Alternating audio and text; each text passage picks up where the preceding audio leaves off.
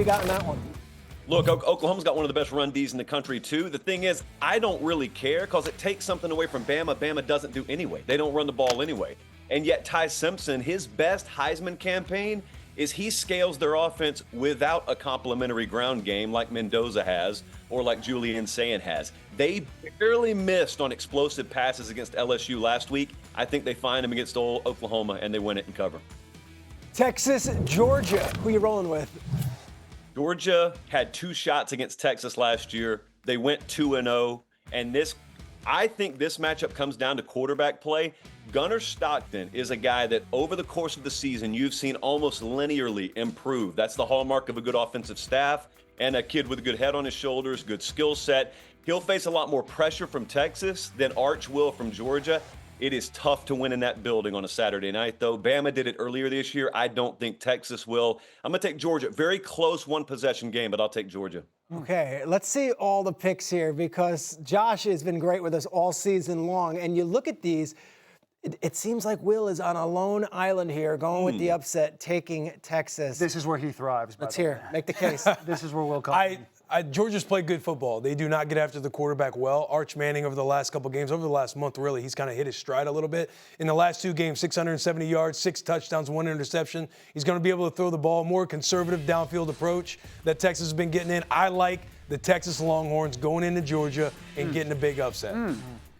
See, it's ironic here. It's ironic here because Texas got 2 shots last year, okay? Both of you appear to have borrowed suits from your fathers this morning.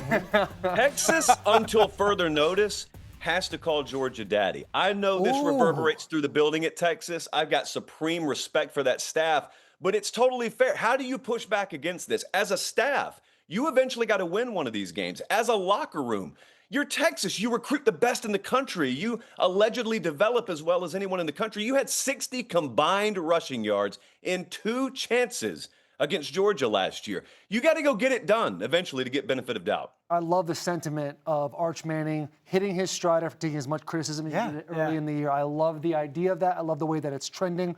But I have to go with the proven concept right now, which is Georgia in November, Kirby Smart. Gunnar Stockton has the ability to morph into whatever Georgia needs him to be in order to win games. I see him win this game and cover. Bobo's been great for Georgia as well. Their play caller. Yes. Georgia's played a lot of close games here this year. A lot of fourth quarter living dangerous. A lot of close games, Danny. And that come back to bite them. I'm taking the Bulldogs at home, but go Dogs. All right, that's a great matchup. There's so many good ones. I would take the field. Ohio State's really good. They're the least tested #1 team in the history of college football. They've played nobody. I mean, week 1, Texas. Ever since then, they haven't played anybody. I don't know if they played a team that's ranked right now since Texas. Everyone talks. They have been trailing for 1 second in the second half this year. We have no idea who this Ohio State team, very good team, quarterback's a really good player.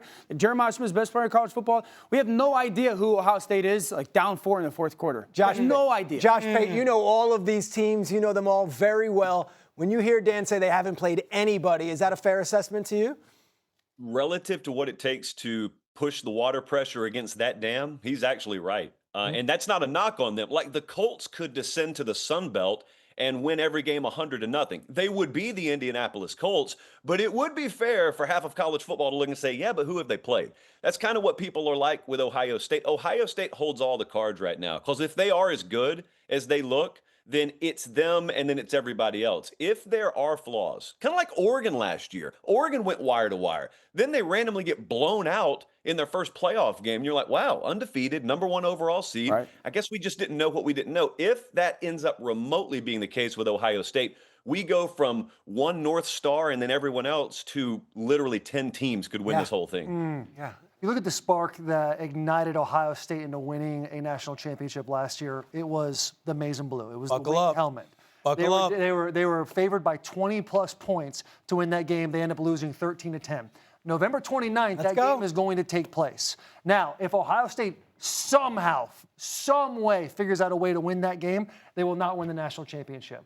But if that maize and blue and that winged helmet can beat Ohio State, as long as they don't see them again in the playoffs, no one's stopping them. I know Texas A&M's a really good team. I've seen them play this year against high-level competition. I know Indiana's a really good team. I've seen them in moments. I've seen all those teams in critical moments in the second half of football games have to figure out a way to get a stop or have to figure out a way for the quarterback to step up and make a play. We haven't seen that from Ohio State. I just don't. We don't have any idea fault, what but you're Julian's saying is on 3rd and 6 in the fourth quarter, down 5. No clue. Yeah, I don't disagree with you. It's like, Notre Dame, nobody was talking about them winning the national title last year. Wait, that was my fault. That's I'm hitting the brain. Right. I'm Hamster got off the wheel. The hamster Get it just back, fell buddy. off the wheel. You've got the hamster just fell off the wheel. But I do agree with you on Ohio State. You talking about A&M, you've seen them play against competition. You can make an argument that they haven't played quality competition either. As far as the top dogs in the SEC, you look at the record of the SEC teams that they've played, and they're not. It's not like But we've seen them go on the road and beat Notre Dame. Yeah, you've seen that, but you're talking like people are talking like A&M should be analytically the number one team by far. No, I'm just saying in comparison to Ohio State, we know who more about Ohio A&M. State's whooping everybody, though. I'm with you that they haven't been challenged and tested, but Ohio State's been whooping They will everybody. be challenged. Josh Pate, thank you for joining us, man. You're awesome. Appreciate it. Enjoy the college football slate. We got an awesome triple header, ABC, Saturday college football. So as we said, game day will be there as Notre Dame visits Pitt at noon Eastern. A homecoming for our guy McAfee going back to Pittsburgh. Then Alabama hosts Oklahoma, and we cap the day with the game of the day. It's Arch Manning and Texas squaring off against Georgia. You want this, you got that. No way.